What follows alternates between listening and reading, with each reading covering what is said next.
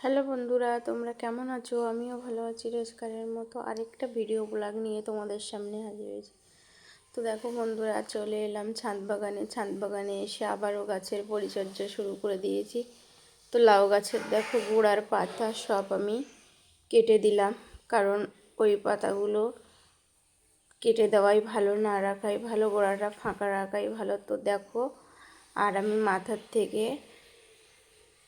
লাউ গাছটা আমি কাটিং করে দিলাম। তো লাউ গাছ কেটে আমি রেখে দেবো, যাতে পাশ থেকে আরও ডালপালা বেরোবে।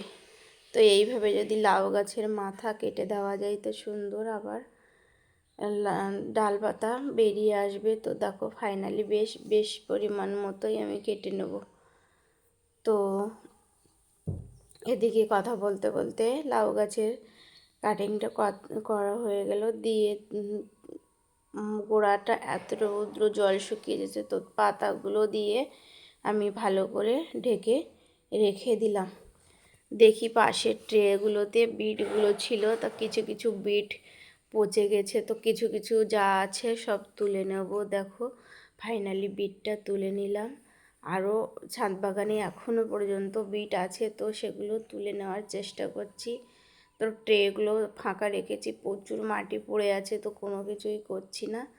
তো দেখো ওদিকে বেগুন গাছগুলোতে দেখছি আবারও বেগুন হয়ে আছে, তো বেগুন তুললাম।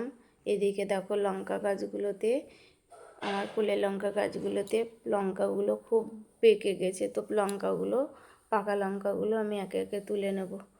তো ফাইনালি দেখো আমার সাদা বেগুন গাছটাতে কত সুন্দর বেগুন ধরে আছে। তো এদিকে সমস্ত বেগুন বিট আমি এগুলো হারভেস্টিং করে নিলাম। দেখো ছোট ছোট বেগুনগুলোতেও পোকা ধরে আছে, এগুলো কেটে আমি ফেলে দেবো, কারণ এগুলো গাছে অকারণে না রাখাই ভালো। তো ফাইনালি আমার সবজি প্রায় তোলা হয়ে এসছে। তো পাতাগুলো যেগুলো পোকা লেগে গেছে সেগুলো আমি দেখো এখনও ছোট ছোট বেগুন আমি ছাদ থেকে হারভেস্টিং করছি। তো দেখো এই ট্রেতে আমার একটা গাছ ছিল, তা গাছটা মরে যাওয়ার ফলে একটা বিটের চারা দিয়েছিলাম, তো সে বিটটাও হয়ে গেছে। তো দেখো পাশ থেকে আমি এখনও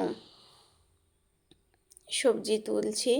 তো দেখো ফাইনালি আমার সবজিগুলো প্রায় তোলা কমপ্লিট হয়ে গেছে। তো বন্ধুরা, ভিডিওটা কেমন লাগলো জানিও। ভিডিওটা ভালো লাগলে লাইক কমেন্ট শেয়ার করে পাশে থেকো। যারা নতুন বন্ধু আছে চ্যানেলটা সাবস্ক্রাইব করতে ভুলো না। তোমাদের একটা লাইক একটা কমেন্ট অনেক দূরে পৌঁছাতে পারবো। তো ফাইনালি দেখো ছাদ বাগান থেকে বেগুন আর কাঁচা লঙ্কা দুটো ডাঁটা নিলাম।